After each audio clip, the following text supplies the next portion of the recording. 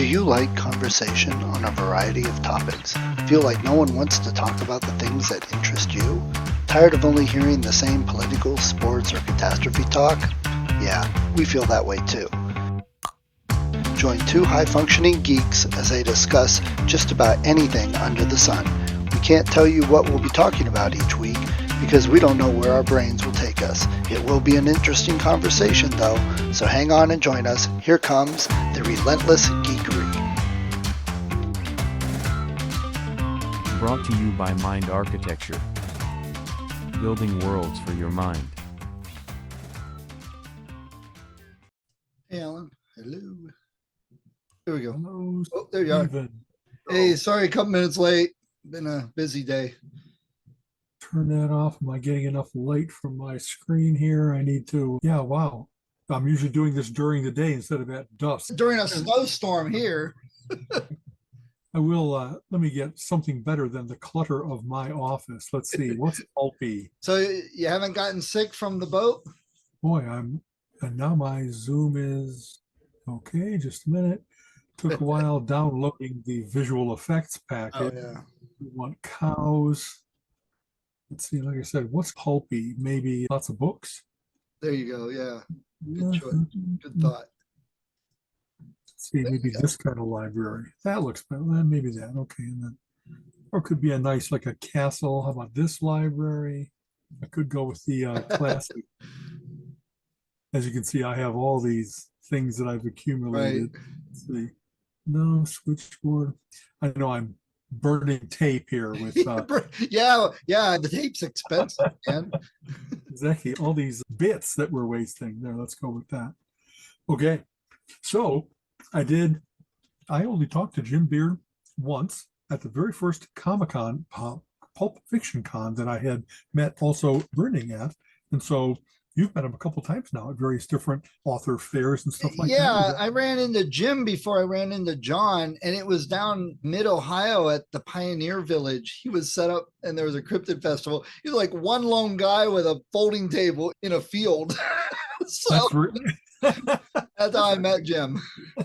But I was excited because I saw his name. He was going to be there. And then he did Star Wars comics, and I looked, and I had a Star Wars comic, so he signed one of my Star Wars comics. See, that's cool. I from having gone out to the Flinch site and seen the little bios and backgrounds for them and stuff like that. I did like he did for decades. Weekly content for Marvel. Was that like, hey, what's coming up? That kind of stuff. I really didn't know. We'll have to ask him. Yeah, I don't remember his name being associated with that, so that'll be something that we'll have to ask him about. Yeah, and then of course I reacquainted myself with their anthologies and stuff like that, and we'll see how he picks his favorites, if you will. Yes. Okay. All right, so I think he's waiting. I'll hit him up. We'll give him a minute to get on here. So okay. We'll talk about your cruise next week. Good times. It really was. So many good bands. We were seeing things from like noon to midnight every day. Colleen got full. You know what I mean? It really is. A lot of the bands were too loud, or the music some was beautiful and pastoral, others quite aggressive. A lot of Queensryche and Symphony X, just really too much, overwhelming. And so I stayed with more than she did, but we also heard some beautiful new bands. And actually one of the guys friended me on Facebook after I must have written something on the cruise website or some of my own website, but it mentioned Life Signs by name. And so it's fun just to make those tenuous connections. Then the things I had already written about how much I loved him, then when he befriended me and got a chance to read them, he must have been like, this guy really is okay. And that's the cool thing about the boat, as opposed to going to a pub or something, because she's got somewhere to go and something to do. So that's right too. She did. She took walks. She kept looking into the spa, but the things that she wanted to do weren't available when she wanted to do them. And then some things she really wanted to do, but prices were ridiculous. And you know what I mean? It turned out very relaxing and everything that we wanted. I love, I don't know, we'll talk about this, like you said, the next Tuesday or something like that. One of the uncool features was they had great bands like Marillion, Steve Hackett, and so forth. When I see them in concert, I see the whole show, 2.5 hours with maybe a small intermission. And here everything was limited to an hour. 90 minutes. And even then they were picking like, oh, that's not even the best song on that album. Why'd you pick that one in your limited amount of time? You know what I mean? So maybe they were trying to do deep cuts knowing that everybody had probably heard those other songs. That's exactly what I was thinking, is they know that this is a live, crazy crowd, that everybody there is from all over the Right. world. They're in Prague, and they wanted to give them what they thought was a special treat. And yet, I don't know that by best, I don't know that I'm most popular, but it really isn't like the most representative of them as a band. Yeah. And having said that, if they played that 1,000 times, maybe they're ready to do something different. Yeah. You know what I mean? So, All right, anyway, here's Jim. I see him. okay. Very good. Maybe. Jump in here. Should be. It says joining. He's coming. There's Jim. Connecting. We got to stop talking about him. There we go. All right, hey Hey. Jim. Hey, that's Welcome. a great background. Hello, I Jim. love that. It's actually it's a curtain. It's in my living room. I have a under the sea theme, and I have these two little side windows, and I don't even remember. They're actual curtains that, yeah, I was going to say that I had them made out of something else, but no, they're actually curtains. now that I Nice. think. Hey, it works That's well. fun. Thanks. I often grab the fake Zoom background because my Skynet office up here in the attic is quite cluttered. And it looks like everything behind me is that stack about to fall over? Are you going to have to reach back and stop it? So- No, I like people who have cluttered rooms. So Shows a very ingenious mind. So now when we hear the Dr. Pepper bottles all fall over, we don't see them. What's funny is, I know some people have clutter where you can tell they're a monomaniac, but I have, here's some puzzles and here's some comic books and here's some pulps and whatever else it might be. So you can tell that my mind roams around. So That's So- called acceptable clutter. Yes. Yeah. So I for mean, anyone there's- listening, oh, I'm sorry. There's clutter and there's garbage. Yes. You know, clutter is okay. My wife used to say that. She said, we don't have trash or garbage or filth. We have clutter. My ex was cluttered with garbage. So there you Oh, go. well, Yeah. okay. X, notice I said. So Okay. for those everybody listening, we've got Jim Beard, who's the other half of Flinch Publishing, because John has been on here and Jim said, what about me? You got to get me on. We're like, we sure do. So Yeah. now we've got Jim on. Welcome, Jim. How you doing? Hey, exactly. good. Welcome, Thanks very much for having me. I'm honored. welcome to Relentless Geekery. We've been doing Yes. this for going on 3 years now or something like that. We're almost Episodes- four. We're almost Wow. four. Boy, And they I lose and they track. said it wouldn't last. Yeah. It's, We it's don't a testament to we we don't know never if run people out of like things to us, talk but about. yeah, Believe me, if they didn't, they would let you know. that's true. I just was out at the Flinch News site, and first of all, it's really cool with the big displays of horror, science fiction, that kind of stuff. It really Thank is. you. I, Thank you. I We are many so sites proud used of to that be- site. honestly, it really is. The images are good enough that you don't mind.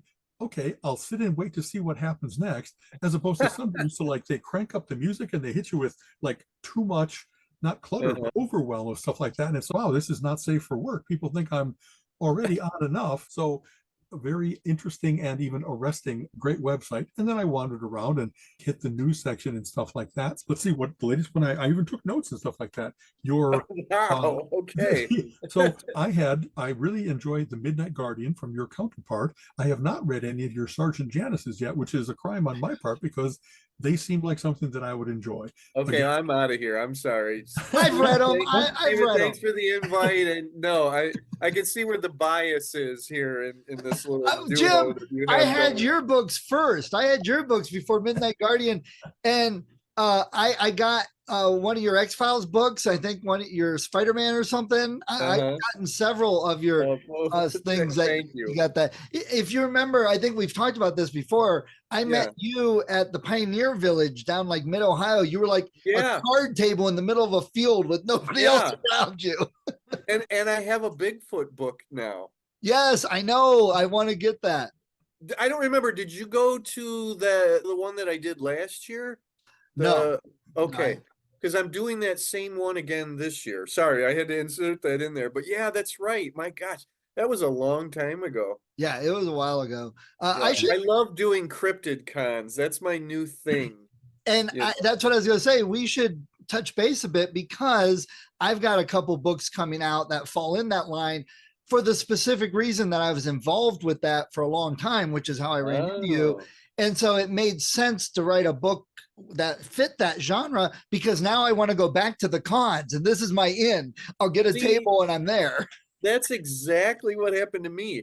I've done 3 cryptid cons now, And at the last one, I was doing really well. People seemed to really be digging what I was putting out there. Except I said, you know what? I need to have a Bigfoot book. This is ridiculous. Like, how well could I do? And that's how my brain works. It's do a book because I know that I'll be able to sell it at a Bigfoot show. Right. Yeah. So now I'm so thrilled to go back to that show because I'm going to have this brand new Bigfoot book front and center right there on my table with a big sign saying new, look. Yeah. And maybe we'll end up at the same show sometime, same con or something. We're doing the Salt Fork Bigfoot conference in Kecksburg later this year. Okay. When is that? Kecksburg's in July. That's Stan Gordon's big thing. Yeah. I've done Ohio and I did whatever. I think it's actually called Cryptid Con in Tennessee. Yeah. Or Kentucky. Yep. My son talked at that one once. Yeah. It was really nice. So the cryptid stuff, those aren't the books that interest Alan as much. He's okay. But Bigfoot X-Files or Batman and X-Files. This isn't all he's already on my list. A few more knocks. Let me just work my way all the way onto the list. I read all kinds of cryptid stuff when I was young. And I stopped reading it because the more that I read similar stories in multiple books and the more that I saw the credulousness of people that were making these reports, when you're young, you're really like, let's learn about cryptids and UFOs. The odd, I don't know, the Ripley's Believe It or Not plus type stuff of what's interesting and cool in the world. And unfortunately, just that, why isn't there a con in West Virginia? Because I read all about the Mothman when I was growing up. There is the Mothman Festival. It's one of the bigger ones. Yeah, it is. It's right by Hillbilly Hot Dogs. Alan, what you're saying, though, I agree with because I did that same thing. I read an awful lot. When I was a kid, I was absorbing everything about Bigfoot, Loch Ness Monster, and then UFOs. And then when I got a little older, I was reading a lot of books, like in the 90s or so, about UFOs. And I was narrowing it down to things about UFOs that I found more interesting, like abductions. But then, yeah, you're right. It started to get more and more ridiculous or far-fetched and far less interesting. Overall, I'm still interested in that. But when you read too much of that stuff, it just starts to get, you just go, oh, come on. A little bit of what I thought was that in order to stand out, we already had all these various different reports. It seems that people were playing the can you top this game. So it wasn't just I got abducted and probed. Hey, they give me a new kidney or what, you know what I mean? It just was, they had different color aliens. It wasn't just the grays and the greens. And as that kind of can you top this thing was happening, I thought that it wasn't real more and that they were, I don't know, playing to that audience of sensationalism, and it's already sensational enough without having to be ridiculous. So I don't know, I used to talk about it a lot when I was young. Have you heard about Loch Nessie and maybe she's had a baby or something like that? And then I guess also my interest went elsewhere after reading like the Chariot of the Gods, the Eric von Daniken, and that one's kinds of things. Not a good one to read.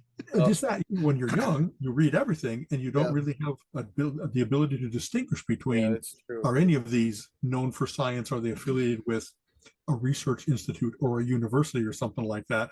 And there was a time, like I guess anything else in publishing, there was a big glut of that.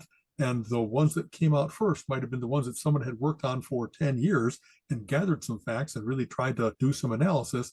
And then all the people that were capitalizing on it, kind of flooding into the field, a lot of them were silly and rushed and just not as interesting, as credible. Alan, you know what that means? That means for Christmas, I am getting you a Bigfoot romance book. They exist. Wait a minute. That's a really good point because I'm to the point where I do want to put out books of my own on these types of topics, but I need to do it differently. So that's why, like, John and I have headed towards fiction. We put out our own fictionalized version of Eric von Daniken. It's called Quest for the Space Gods. Right. And then the Bigfoot book that I just put out is Bigfoot fiction. So again, I'm going to do this my way. I'm going to stay a little safe and that's, it is fiction. We're promoting it as fiction. And that's what I've got too. Right. It's a series. it's this group of siblings that investigate this stuff. Think of it like Cool. Scooby-Doo, but cryptids. Yeah. And the idea came from my son, who was very big into that for quite a while, did talks and all sorts of stuff. And when I was married, there were 6 kids. And so I started writing Christmas stories with all 6 kids, and it revolved around the cryptid stuff because everybody liked it. And now I'm expanding it into full books into a series. So it's more about, and it's middle grade.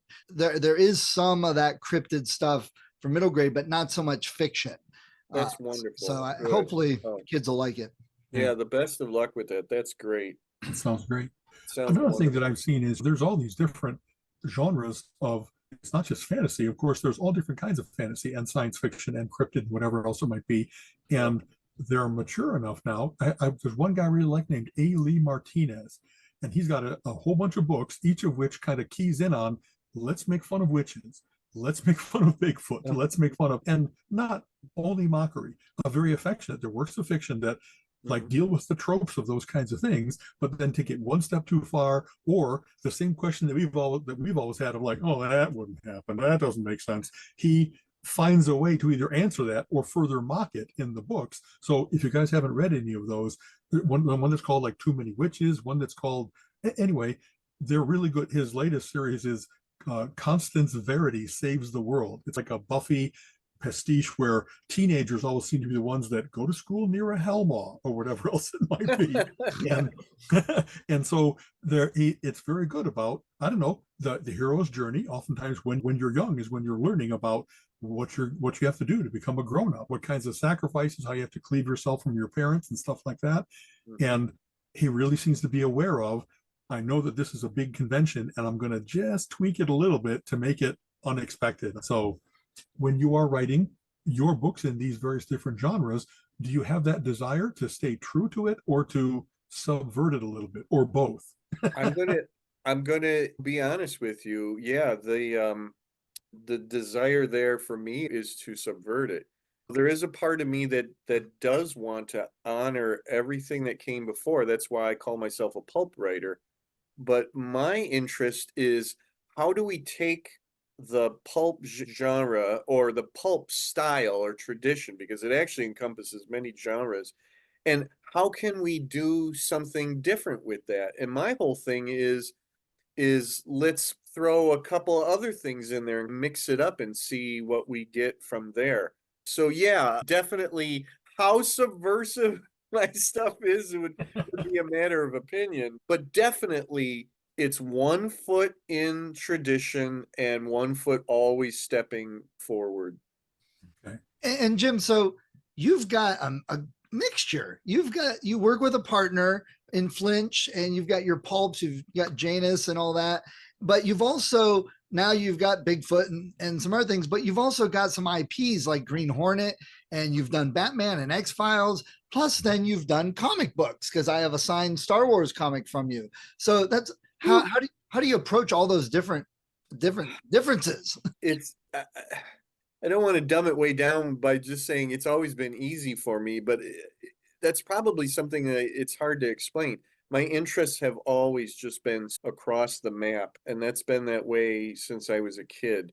And that's why if you look at my catalog, my so-called catalog, you're going to see that I've dabbled in how many different things, and don't tend to focus on one thing, mostly because I say, oh, all right, I want to do this, and then when I'm done to that, like, I don't necessarily sequelize it. I move on to this other thing because I have this long list of things that I want to do. I have been really fortunate in the licensed work that I have done. It's a little all over the map, but I think there's some common threads within it. But again, I cannot believe to this day what I've been able to do. And I would never have imagined being able to go down that road. When I was a kid, I wanted to be a comic book writer. I wanted to write for DC, and I wanted to write the characters that I really love. But like, the comic book thing didn't fully pan out. I've done a few, and what I've done, I'm really super proud of. I've done 2 Ghostbusters comics, and I did the Star Wars comic. I actually have one little story for DC Comics with my hero, the Red Tornado. But again, I just have this voracious appetite to do all sorts of things. And that's what makes it difficult when John and I sit down and say, what's going to be the next Flinch Books anthology? And it's just Could be the 20 different world things. is there. Like how it's so we just start tossing things out and I'll say, you know what, I've had this idea for such a long time to do this or that. John said for our last anthology, I have been wanting to do a Westerns anthology. And here's me going, oh, wow. Like Westerns were never high on my list of interests, but I like it to some extent. But the more we talked about it, the more I got interested in it. And we compromised. John said, I want to do a Western anthology. And I said, okay, what I like in Westerns is the Lone Ranger. That makes Westerns more special to me because there's an element of superhero, basically a Western superhero. And I said, is there any way that we can combine those things? Can we do a Western anthology, but do it with characters that are like the Lone Ranger, meaning they have a legend behind them. People know who they are when they walk into town. They have a legend behind them and they have a legend that precedes them. And John was like, yeah, we can do that. So that's what we did in Six Gun Legends, that all the characters and all the stories all have something like that. They either have an assumed name or they have a gimmick or they have some kind of stories about them that are out there. And you're supposed to read them and see, oh, I bet you there's lots of other stories about these characters. Exactly. It's a lot like music that we have so many notes, we have so many chords, but funk does not sound like country, which does not sound like heavy metal. But you can still write music, and then you just what's different about country and heavy metal? You can take the same chords and put them into those. My late wife and I used to talk about this all the time. She was a musician. She was a professional musician and singer. I was always asking her questions about music because I am not a musician and I'm not a singer. So I only knew it from a layperson's point of view. And I was always asking her, like, how can there be trillion songs in the world and half of them don't sound exactly like the other half? And she would say things like, you know what? There is only so many notes. We have this finite series of notes. She says, what it is that it's what you do with them. Right. It's the way you string them together. Writing is like that, but we have way more words than we have notes. But it's that same thing. It really comes down to how you string them together and what you do with them. Yeah. That makes all the difference in the world. But the music thing, Stephen, is a perfect point to make right here. Yeah, you only have those certain number of notes and you have to sit there and try to do something different that you string them together in a way that somebody else hasn't, you know? Right. And even though you have all those words, seriously, when you look at it, you're probably using a very core set of words quite often. And even the bigger words are more esoteric words, but it's like the music. With metal, you want that drummer that you want a thumping bass line, where with country, you want to give that swingy feel. And it's the same with stories. You can make a Western, but if you write it like you're writing a sci-fi, it's going to fall over. It's not going to work. You want it to feel like a Western. And that's where people joke with all the tropes or the common stereotypes and all that. But sometimes knowing that and doing that's what makes it feel like a Western, even if it's a Conan story. Yeah, absolutely. The TV show Firefly did a really good job of combining Westerns and science fiction. And the key to Firefly was the dialogue. Every one of those actors got into that Western feeling. It was the way the dialogue is written and the way it's delivered. There's this certain cadence or manner of speaking that we all automatically think of as Western. I hate to say this, I can't even think of something. What was their famous line about? Big damn heroes, ain't we just? Yeah, or I aim to misbehave. It's a certain pattern in the way you do the words. It was super fun writing my Western story. It is the one and only Western story I have ever written. And when I was done, I fell in love with my characters and I immediately wanted to write more. But that's my problem up here is that, oh no, I can't do that. I need to move on to something else. So I hope I get back to those characters someday. But there was another person in the anthology who, like me, had never written a Western before. And I think he did a fantastic job. That's Chris Ryan.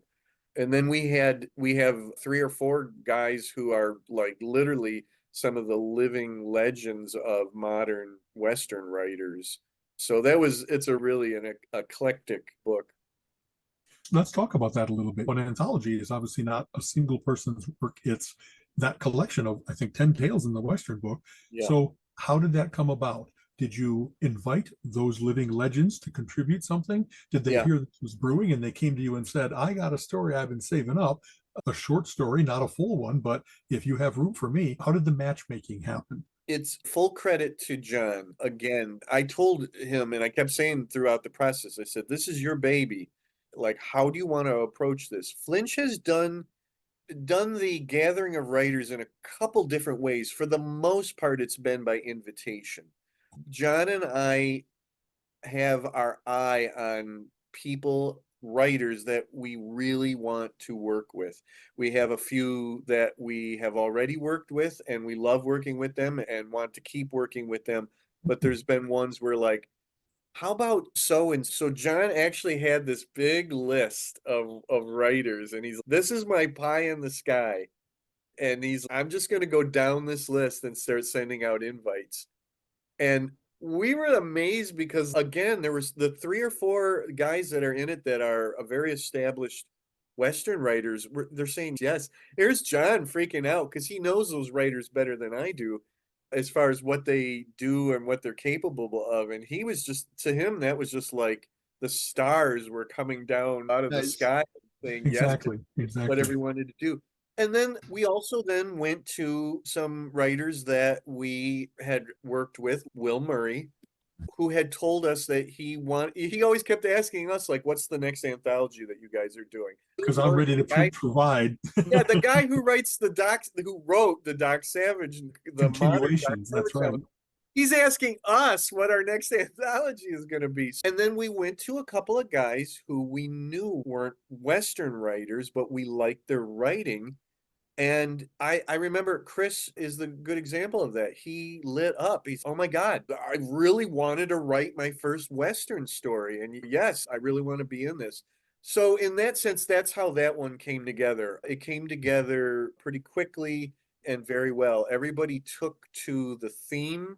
We wrote a very small little Bible because they were going to be inventing their own characters. Actually, one of them, oh my God, Terrence McCauley, if I'm not mistaken, has very established characters in his own work.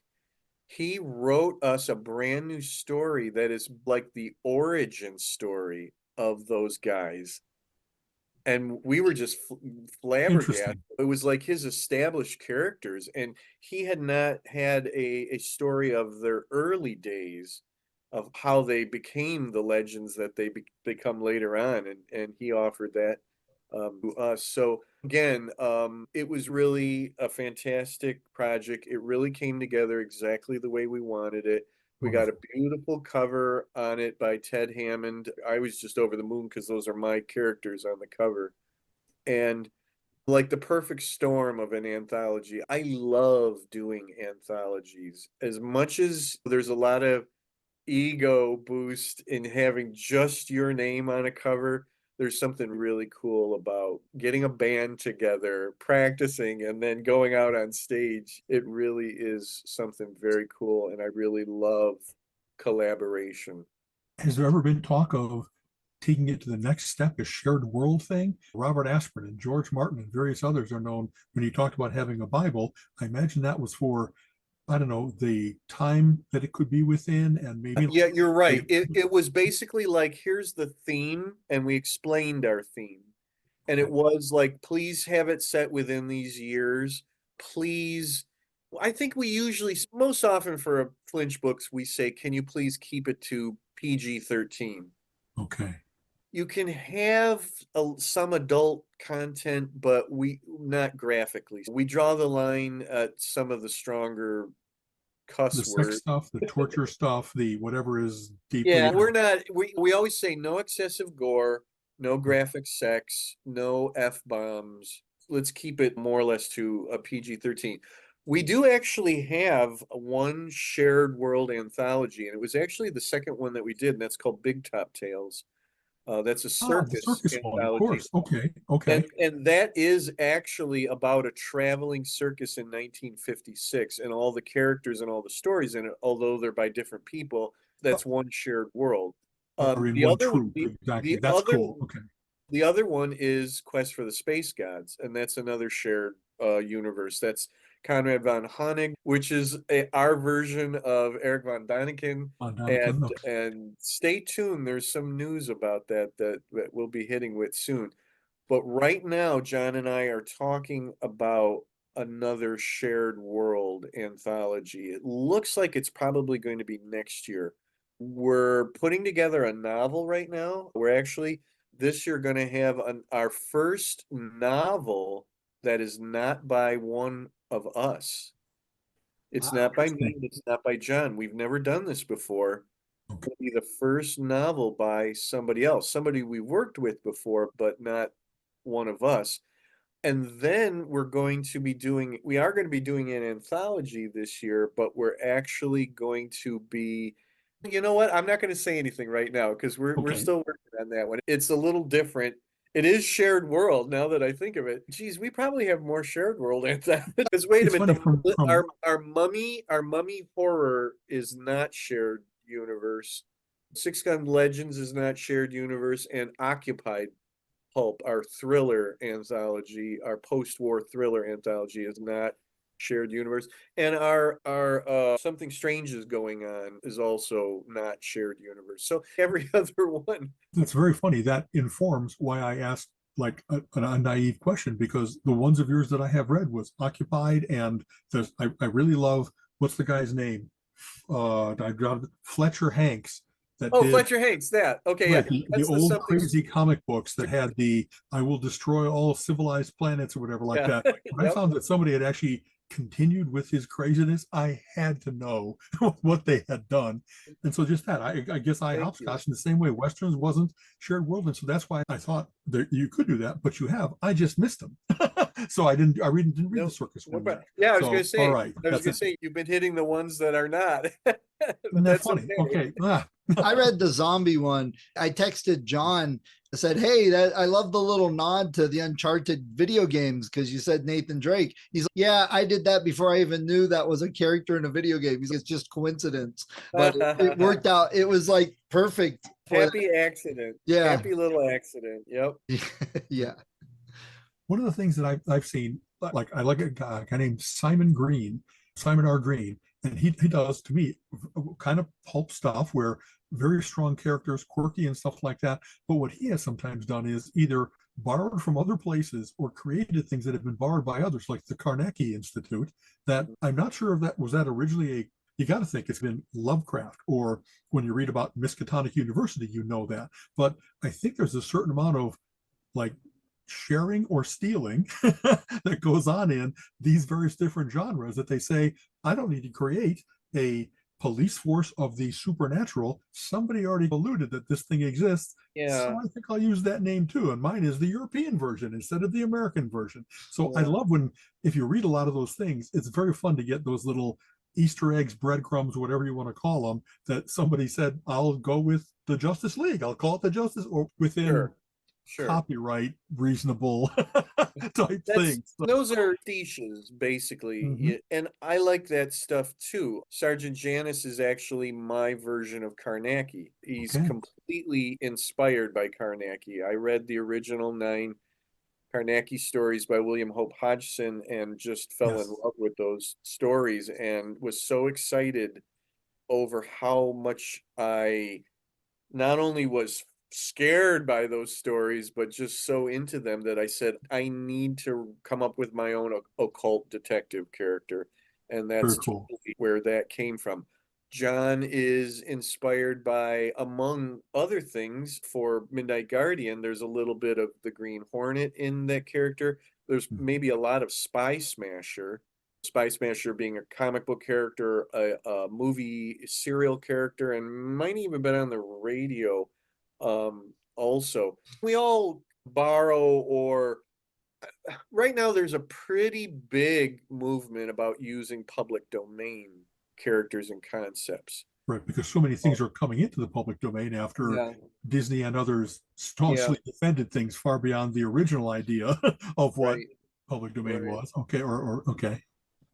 I think the one that's probably been milked the most is all of the Cthulhu mythos. My God, we're to the point, and I joke about this, but well, I'm going to say it, and the next thing I know, I'll probably see it published somewhere. Like we've done everything except Cthulhu meets My Little Pony. I mean, Which there's literally every possible twist that you can do. Neil Gaiman did one, all kinds of well name authors, if you will. I just got so I don't know how this fell off my radar. Really, Charles Stross has a series of books called The Laundry Files that is a combination of spy investigation procedural and Cthulhu. Instead of it being, hey, and there's other, maybe the entire horror genre, there turns out to be vampires and werewolves and various different Yeah, things that they're the front line that stops these things from intruding too much into the regular world and making everybody nervous to death, if you will. That the um, reading how matter of factly he talks about it, that it isn't like, I'm saying this poorly, Cthulhu is an entire thing that informs the rest of how the story works in terms of it's not an individual villain like Count Dracula. It's this otherworldly presence pushing into the world in various different ways, and it warps reality. And so you really can get away with a lot of stuff of not having it be yeah. super scientific, super explainable. But if you carry with it the cool Cthulhu thing of the dread and the this can drive you mad, and if the narrator of the book is an unreliable narrator because he has been driven mad, that it lends a whole bunch of interest to those kinds of books. You know what I mean? So Yeah. I recommend those if you haven't read them. The Laundry Files is the and what an innocuous name for a series, but they're really well done.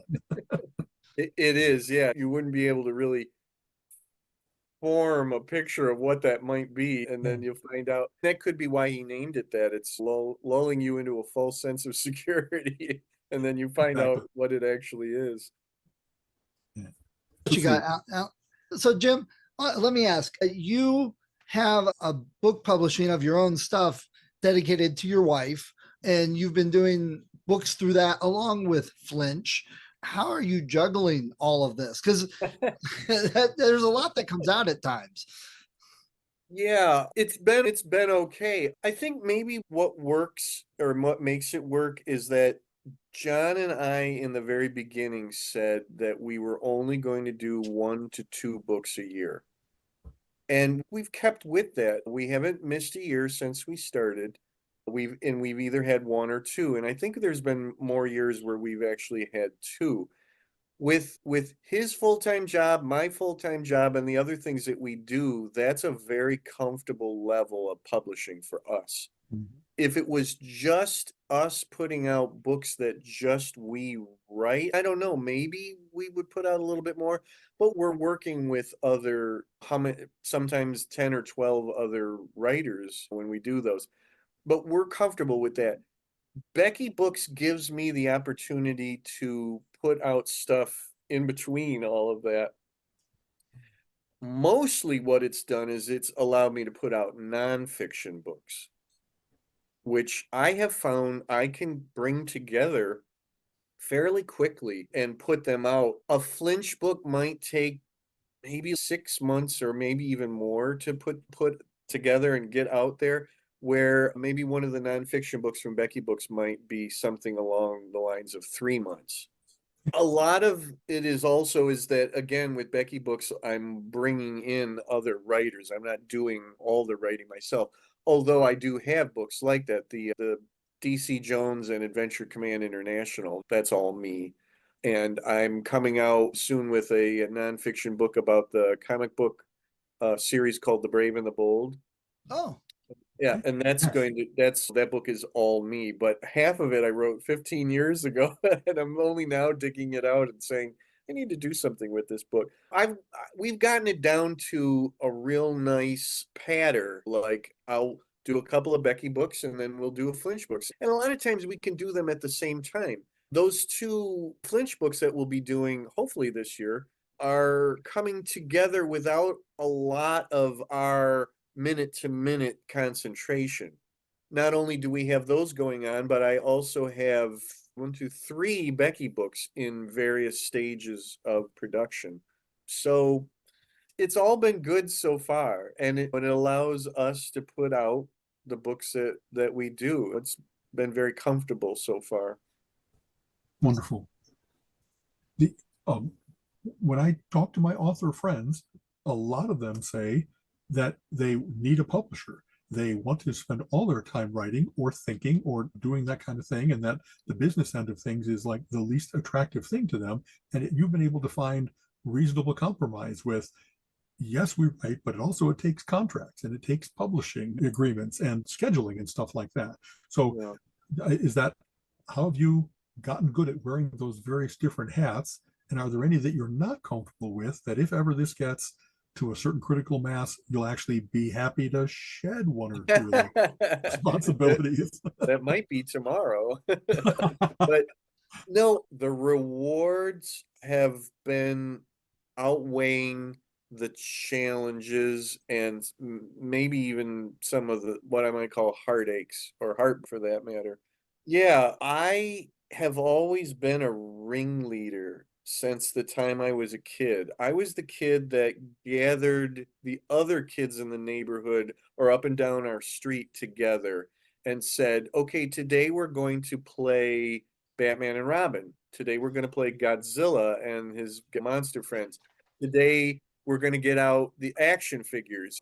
I look back and realize that I had to be the one to bring it all together. I was Very not natural role for you. You throw an idea out, people would be enthused about it, and you didn't have so heavy a hand that people are like, I'm tired of being ordered around. So uh-huh. ringleader is a good title. Good for you. I was not as happy being a follower as a leader. And you know what? I'll say it. If that's called ego, then I guess that's, what that is. I don't know. I've always gotten satisfaction with being able to take a bunch of things and bring them together into one unit. If the kids in the neighborhood were really happy and had a lot of fun with whatever game that I said, hey, let's do this today, then that was a good day. There were days where, some of the kids just weren't feeling it, or they didn't like that one, and then it all fell apart after a few minutes, and that was not a good day. That's very much like the publishing thing that's going on now. I really enjoy all the different aspects of it, coming up with the ideas and writing the Bibles for it. I love that. I've always felt like an idea person more than a writer myself. But and then the other thing that I really love is coming up with covers. And that's one of the main reasons why I'm a publisher. I actually started as a visual artist and was trained as a visual artist. So the art and a cover and the design work and all of that, logos, everything is very near and dear to me. John and I are maybe more proud of our covers than nearly almost anything else that we've done. We're proud of every aspect of it, but covers are just, we stand back and just sometimes just stand there and stare at our covers and go, oh, look at that one. Oh, look at this one. Oh boy, that was a great one right there. Honestly, I really get that when you're going through a bookstore and nothing about the array of books except the cover, and yet something grabs your eye, something looks interesting.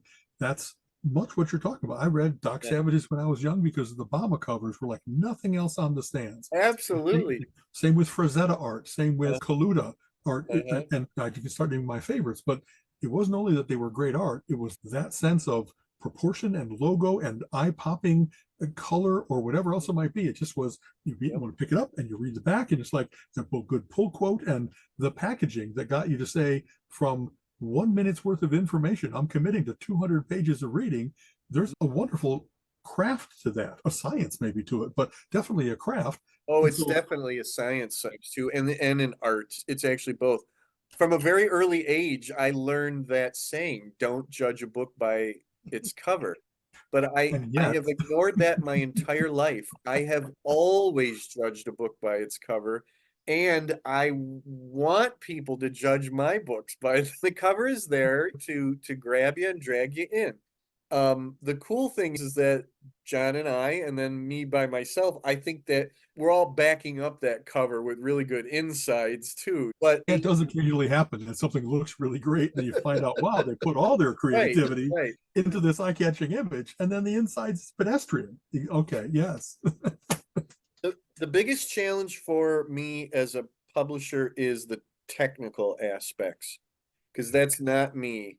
I struggle. I'm more right brain than left brain. I do struggle with a lot of the technical aspects of it. I'm lucky I know how to use Word. I can use Microsoft Word, and I can assemble a Word document that Kindle Direct Publishing will accept as an ebook. All right, fine, we'll take it. What I can't do is I can't create and design the PDF that's needed for the print edition, the interiors for the print edition, and also the PDF that's needed for the full cover, the front, the spine, and the back. I love art directing. I can't do the art myself, but then there comes that collaboration thing. Is I love finding the right artist to make that what's in my head, put it out and get it out onto the computer screen and then onto the cover.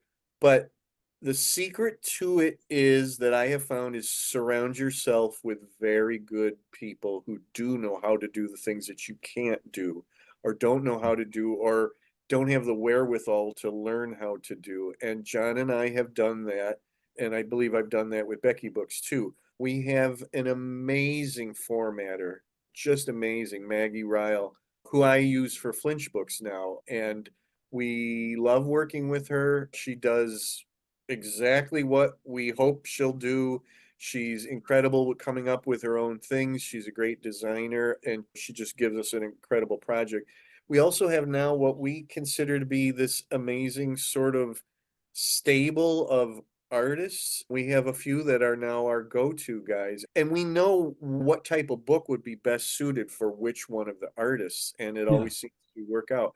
Here's a good example. The guy's name is Adam Shaw, and we've used him a couple different times now. I would not use Adam for everything, but there are certain things that I know he'll be spectacular on. If Adam's listening to this, much love to you, but Adam wouldn't necessarily be the guy to do the Western cover. But we had him do Occupied Pulp, and it's probably one of my most favorite covers that I've been involved with ever. He also just did for me the Bigfoot cover, and that book is called Knocks and Howls, by the way. It was perfect. Adam was just like, there'd be no other artist in the entire world that should have done that cover. Adam took my little thumbnail sketch and made it a reality. And to me, it's just absolutely perfect. Ted Hammond, as it turned out, was the perfect guy to do the Western cover. It's absolutely, he captured those characters exactly. He's got the guns, the Smith and Wessons are just absolutely perfect. You know, Authentic, the right? clothing is accurate and everything, but it's not as cold as all of that. It really comes down to the expressions on the faces, and an artist is an actor in a way that he makes the characters on the page do the acting. So again, most aspects of being a publisher, I really do love, except for those technical aspects, and especially when something just won't work. I Talk just about had that that. all the time. Somebody to ask me to do something really weird with an essay, and I sat there and tried to figure it out in Word, and I literally just threw in the towel, and I just had to tell them, I can't do it. I'll try to do that with the print edition. I gave it over to Maggie, and I'm like, okay, you do this because I can't do Right. it as the Word document. Spruce this up for Um, me. but the real deal for me is holding that finished book in my hands. It never ever gets old. I've been a professional writer for 22 years now, and opening up a box from Amazon and seeing your book for the first time, not just on screen, but literally taking it out of the box and holding it, there's just nothing like that. I look forward to it. It's almost the single reason why I publish books is just to have that physical book in my hand and then to put it onto my shelf with that has Yeah, my it's book. immortality. You brought something into the world that Yeah. wouldn't have been there without you Yeah. and and your cohort. But Stephen, you've talked about that the things that you've created, they're incredibly satisfying. It's not the same as having a child, but it's a lot like writing a song or creating a game or whatever. Things that wouldn't exist in the world. One of the joys nowadays of the Kickstarters and the GoFundMe's and stuff is there's all kinds of people that the old system used to chew up and spit out. And nowadays, when there's less barrier between artists and creators and stuff like that, and people who are willing to sponsor them, I just love the fact of how many things I've helped things by contributing to them. But it's very cool that people have that ability of I've got this image that I want to have and I want it to be real. And then there's a way to do that nowadays. So that must be incredibly satisfying to open that box and say, look what I did. This is here forever. This is immortality. Al, it's not joy to my bank account sometimes. Well, sometimes it can be On that same boat. Right. And Jim, you're talking about your covers. I love your covers because they're drawn, they're paintings, they're artwork.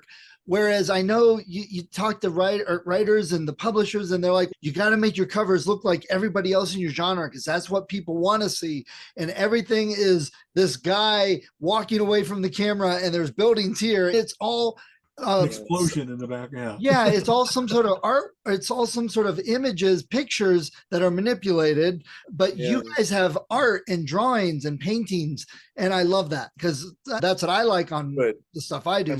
I'm glad you're seeing that.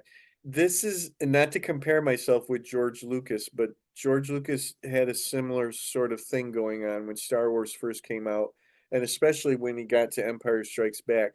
He said he did not want to have movie posters and promo images that were like what was being done at that time. He insisted on having painted works in the old style. He wanted that old Hollywood feeling of that. And John and I are the same, and then I'm the same with today's thing is to maybe have it mostly be type, mostly be words just filling the whole cover, and maybe a tiny little image of something. But when you have an image, it's almost always manipulated photography.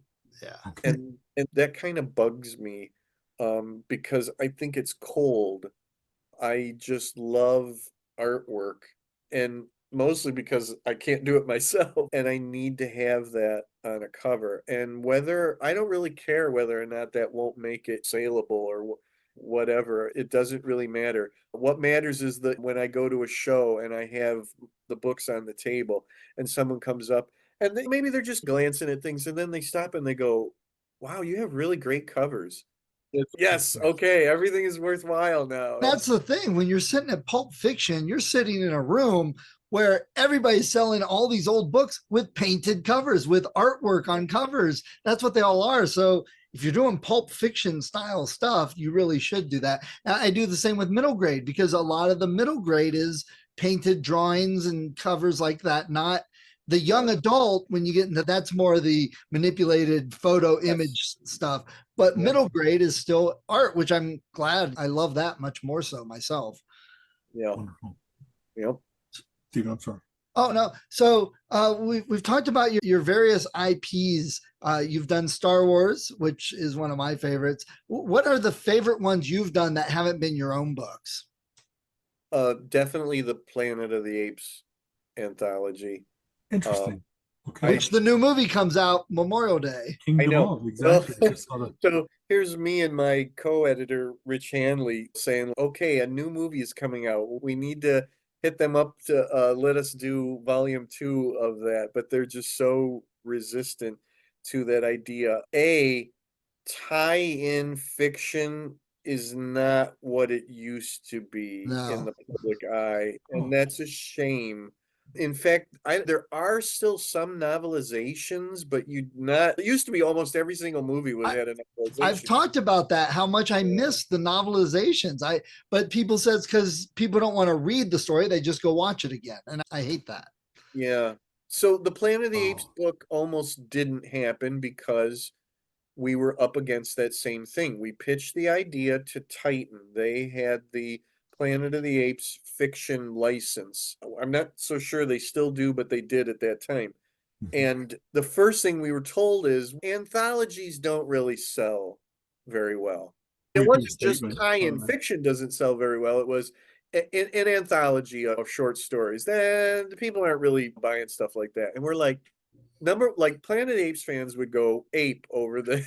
So they put it on us to gather writers, and they felt if that the writers were quote unquote sexy enough that that was going to be what sold the book. Weirdly enough, not the property, not the IP, but who the writers were, or Wow. a combination thereof. They said, and they used it as an example. They said, if you got Stephen King, someone's going to come along and go, oh my God, Stephen King wrote a Planet of the Apes story? I have got to read that. They said, that's what you need to do. You need to have a name that has someone that's not really necessarily thought of with Planet of the Apes. And they go, oh, I have got to see what they do with that IP. Yeah. It was an amazing project. It's been the most popular of a book of anything I've done as far as the Amazon ratings and reviews and all of that. And it still seems to be going pretty strong. It's always at the top of my Amazon author page, and that's due to sales or whatever popularity. And we got almost universal praise for that. Nice. Very good. Yeah, at the very least, I think maybe there might have been a 3-star review here and there out of a few hundred. There weren't reviews. enough spaceships in it. I'm trying to think of something negative that somebody said, but we're Yeah. living in a day where somebody can give you a 3-star rating and not explain themselves. Yeah. And that drives me up the freaking wall because I need to know. You gave me 2 stars. That's okay. It's your opinion. Can you give Right. me an idea of why you gave Well, me? the Don't you- problem with the system is people literally will not even get it and read it sometimes. They're just like, oh, Planet of the Apes, that's stupid. I'm giving Yeah. it 1 star. Yeah, here's a review. I hate science fiction. I don't even watch science fiction movies. Therefore, I'm going to give this science fiction book a 1 star. Yeah. Like, Right. A it makes no sense. drive-by. That's like people don't even understand how to review things anymore. Yeah. But no, what we heard back from people who love Planet of the Apes at many different levels, diehard fans that it's literally their life, to casual Planet of the Apes fans, they told us it was the exact kind of book that they wanted, that they had thought would be really cool. And they really love that. They love that some of the stories expanded upon what we already knew and the characters we already knew. People like the stories that were literally just all brand new characters and not even set in North America, but on that same planet of the apes, but maybe in China or somewhere else. They liked the idea that we played with time. The stories are set in all different time periods, and we even have a couple of what if stories that kind of play with what if Taylor had lived past the end of, spoiler alert, beneath the Planet of the Apes. So that is definitely at the very top of the licensed projects that I've worked with.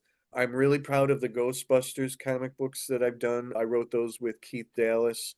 We were very fortunate to do those, and both the issues that we did, they're both one-shots. They both sold out. So that was really coll. I love my Green Hornet book. I'm super, super proud of that. And I actually have a second Green Hornet story coming out, hopefully in May. It's supposed to be May. So I wrote a novella, and now I have a short story coming out. And that was really fun to return to those characters and do those. Nice. What's surprising about what you've shared is I always thought that when something inhabits the culture like that there's almost a weird saturation level that gets reached of how many different ways they try to exploit something. So to hear that they didn't want a book, but they did want the pajamas and the lunchbox and the video game, and they just seem to have some of that everywhere. Like Teenage Mutant Ninja Turtles has 1,000 incarnations, as does every time that an Avengers thing comes out. So Yeah. I wonder why they would be so specific about not a book, not an anthology. I would have thought they would have just said, yeah, carpet bomb it even more and get every niche that we can possibly fill. Is it because reading itself is I just, now I looked don't askance at? understand it What's the, myself. isn't that Yeah. weird? You There know? are, I have to trust that they have seen sales, things that they have put out, and know what will sell and what doesn't sell. But I, I've come across this before. Companies have these IPs that sometimes they just let them sit there for a while and not do anything with them. They acquired it and then they don't. Yeah, Give I'm you more a of the history. opinion of Yeah. put something out there. It doesn't have to be splashy, but just keep it alive. I won't go into detail because I'm in confidence with parts of it, but a couple of years ago, I knew somebody who tried to get the license to a toy property to Mhm. put out novels of that toy property. Okay. And I was involved, and the company that owns the property came back and said, yeah, we're just not interested in doing anything with it. There were no current toys of it. There was basically nothing.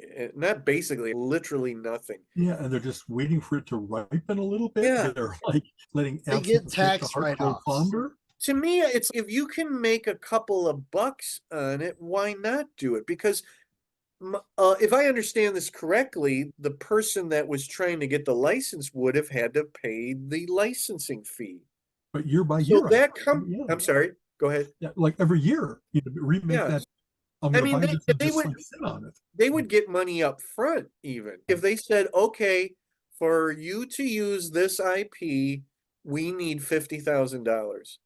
Okay, and that's paid. So guess what? That company has $50,000 that they didn't have before. And then they're also going to get a portion of the royalties or What do whatever you do with it? Exactly. Yeah. that come in with it. And as long as they get approvals on it, it's not like a porn version was going to be put out of it or some really Right. crazy thing that couldn't even be identified as the original IP. Personally don't understand it. And I know people probably can explain it to me of why it's valuable to let it sit there. And we're talking decades of doing nothing with this Wow. property. And Sometimes what seems to happen is that people buy things because they have something else on the market that they don't want to have competition with. yeah, And so, see, like, and that's you know what I mean? that wasn't the case with Yeah, this because this company did not have any, it's a toy company. They don't have any prose works out there. right. There didn't even have any comic books out there of anything of theirs that I'm aware of. And this would not have competed with anything at all. What it would have been was some money in their pockets and some interest, however much, in one of their IPs that nothing else was being done with. Uh, I just personally just don't understand that. As long as it's being faithful, they have approval, they're getting some money up front. What is the harm in it? To me, the harm is more letting the world forget about the property and it just sitting there Exactly. in a drawer pushed to the back and not doing anything when I know that I don't know how big the audience would have been. There was some audience for it, and it could have been done in a way that audience would have wanted to give it to their kids or grandkids. Because we Mhm. were talking about doing it as like intermediate novels or young adult novels. We know that no, even if it was an intermediate novel, that we know that there would have been adults who had bought it because they would have recognized the property, you know. Exactly. So it's a real shame. Wait, this goes back to that idea of doing pastiches or whatever. So the answer for me would have been maybe do my own version of it, which Okay. I have done with DC Jones and Adventure Command International. And this is not what I was just talking about I'm not, this is not the unnamed company that I'm talking about, but Hasbro does not want to do anything with the Adventure Team because that was the 70s. Who the hell knows what even that is at all? So Okay. I said, okay, I'm going to do something with it, except I'm going to change all the names and make it look a little different and still have the joy of working with what I still think of as the toy from when I was a kid. Yeah. But that's also sad because G.I. Joe still is a viable IP, and I think anything that would have the G.I. Joe name would sell to some extent. Automatically has some cachet. Exactly that. Work for nostalgia or for new or whatever. Exactly. Hasbro has no idea what to do with G.I. Joe. That's funny. It's Okay. well, okay. They're actually putting out figures. Yeah, It, there's new it has stuff. come back. But a couple years ago, you couldn't walk into a toy store or a toy department or anything and find any GI Joe stuff whatsoever. Literally, the best-selling boys' toy name ever, and there was nothing to be had Yes, up there. for it. Yeah. Yeah, just I- so weird. I had the same thing. I don't know. If you remember, there was a TV show in the 90s called Legend, which had John Larroquette, Q, and Richard Dean Anderson on it, MacGyver. And Yeah. I went to a con and met both of them and asked them, hey, who has the license for this property? They're both like, beats me because it was Richard Dean Anderson's production company, which is now defunct. And then it was bought out by Warner Brothers instead of this. So nobody really knows. So I'd love to find out who has that to try and license it. Yeah. And I've gone down that road myself. I love the TV movie from, I think it's two, called Gargoyles. Okay. Are you familiar with that? It's a TV movie. Not that, no. Alan, did you say yes? I have seen it. Yes. Okay.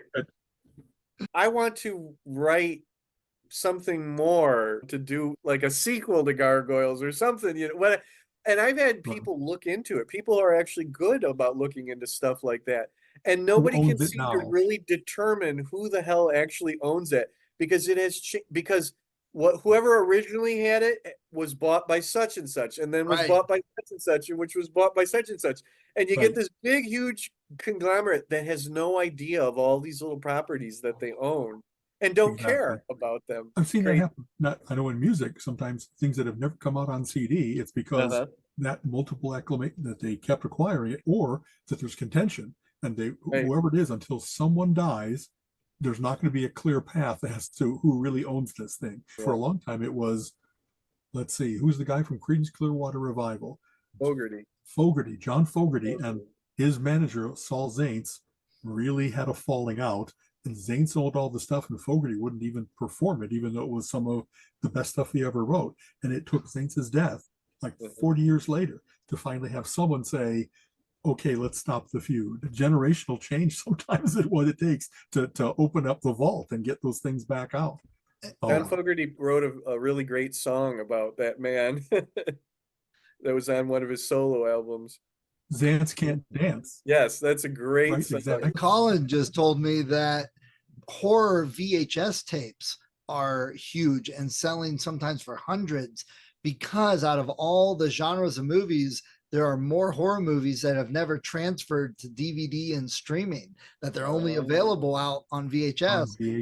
And because they also have some of the, like we were talking about, some of the best artwork and covers on them, and people want them as collectibles. So some of the horror VHS sell for hundreds of dollars. That's wild. That's so amazing. That's just incredible. I'm like, great. I probably own some of those horror movies. Buried somewhere, watch them to death. Exactly. Yeah. Okay. Oh well. So, all right. Or Alan, you got anything else to bug Jim about? No, as I'm going down, actually one other question I had, there was a reference on the site to that you wrote weekly content for Marvel Comics for 17 years. 17 years. Were you writing like Stan's Soapbox as the ghostwriter, or what were you doing? No, literally Marvel.com puts up weekly content, and that can be anything from, it's all promotion for the books. And that can literally be anything from Q&As with the creators to, a straightforward, this is coming out and this is what it's about, to things that support stuff like that. Oh, there's a new Ghost Rider comic book coming out. so let's do a history article about all Ghost Yeah. Rider characters. I started off writing press releases for Marvel, and then segued into the Marvel.com after only about a year or so. And I got to the point where I was like their senior content provider, and that was just because I was a lot older than all the little 20 somethings that they Right. that And you they have had. the background, honestly, because 17 years is a really good run on anything, you know? I So, know, and weekly. So I was doing yes, several articles. That it was really fun, and it got to the point where they had me doing almost exclusively history articles because they knew that I knew it and enjoyed researching stuff from when I was little or even before me.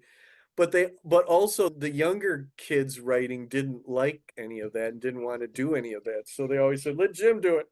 Um, exactly. And so it's like you said, the doing the nonfiction version of things can sometimes be more efficient than having to come up with new ideas. yeah, You're talking about, so yeah. very cool. I was just very curious that because honestly, I have tons of comic books and I have thought I was familiar with every Literally tons. single name. I really do. I have 40,000. And I can't remember seeing your name in print with Marvel, but that's because you were, if it was ever attributed to you, I didn't click on it because it wasn't, hey, here's Chris Claremont and writing the stories, if you will. Sure. So okay. The really nice thing about Marvel.com is that you always got credit.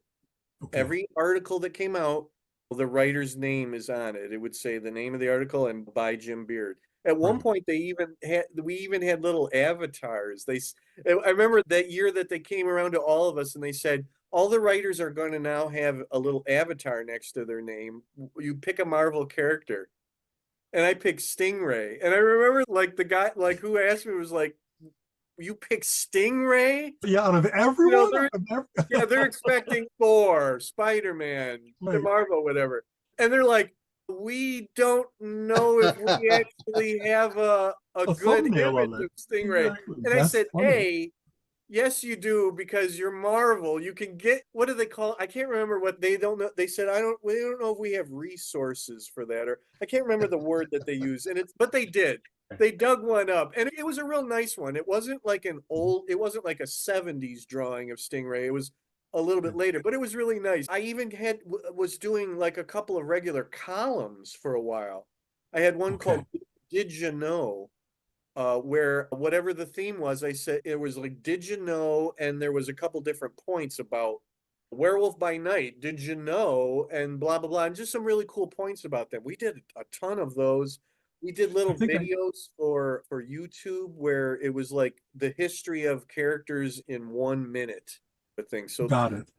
the best thing I ever got to do for Marvel.com is I got to interview Stan Lee on the phone. Yeah. It was that's even higher than bucket list territory. That's For a funny. little over 20 minutes, I Wow. interviewed him on the phone. He was a sweetheart of a guy. It was one of the thrills of my lifetime.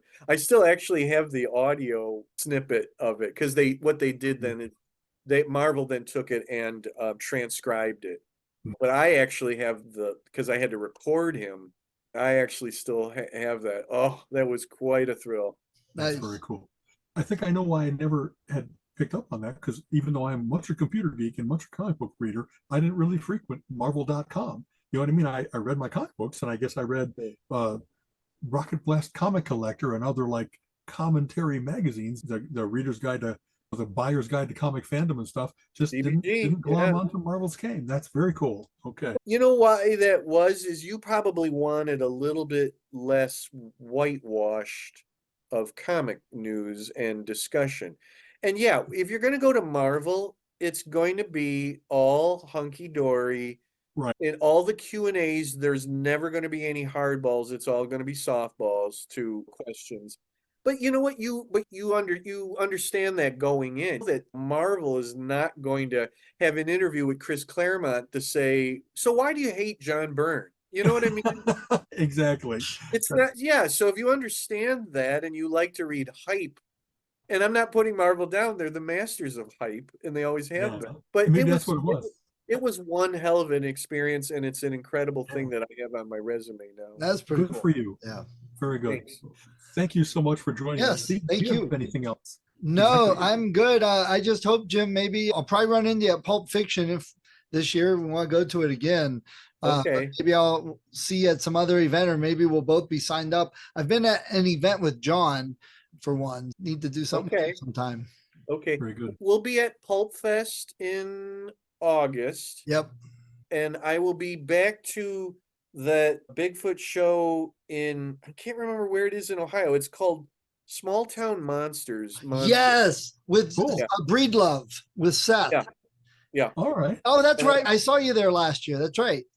Yeah, okay. And I'll be at that Very again, cool. and I'll have the Bigfoot book with me there.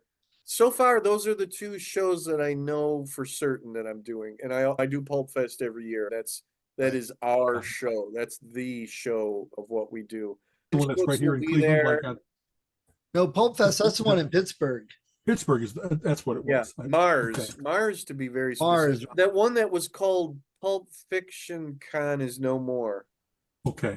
That little one that Right. is Over was at the near Holiday Inn or Cleveland. whatever in Westlake, I think. Right. I think Westlake, right. yeah, that's it. Westlake. Jeff Harper. Yeah. I think Harper it Productions. didn't. I think he did it for a few years, and I think it just didn't work. And it looks like he's not continuing with it. Yeah. He does other COVID. types of shows, but it's sad. I mean, it was a really good idea, but I think I actually heard the official announcement that he's not continuing with it. Got it. Okay. All right. Well, Jim, appreciate it. Good Yeah. night. Take care. Good. Take care. I'll let Very you know much. when this goes live too. Great, love it. Okay. Talk to you guys later. Well, we hope you enjoyed that episode of Relentless Geekery, and that you'll come back every week and listen and join us in our conversation about all the exciting things in the world of geeks and the fun that we have, whether it be music or the movies or comics or role-playing games or board games and video games. We talk about so much, and we love having everybody come with us. Please, if you did enjoy the show and you like listening to us each week, give us a review, give us some thumbs up or stars, because that helps other people discover us and helps the podcast grow. And we also are starting to add some geeky, unique t-shirts. If you go to our website, relentlessgeekery.com, you'll see we have a shop with some t-shirts in it. And these are some fun sayings, some fun designs we've had and talked about on the show. You can also get a Relentless Geekery t-shirt, and this would also help support the show, as there are some costs with hosting and the software that we use. So it'd be great if everyone checked that out also. But please, we hope you come back next week and give us a review, pass it off to your friends, let them know. Join us as we talk more about the wonderful world of geekdom. You have been listening to the Relentless Geekery podcast. Come back next week and join Alan and Steven's conversation on geek topics of the week.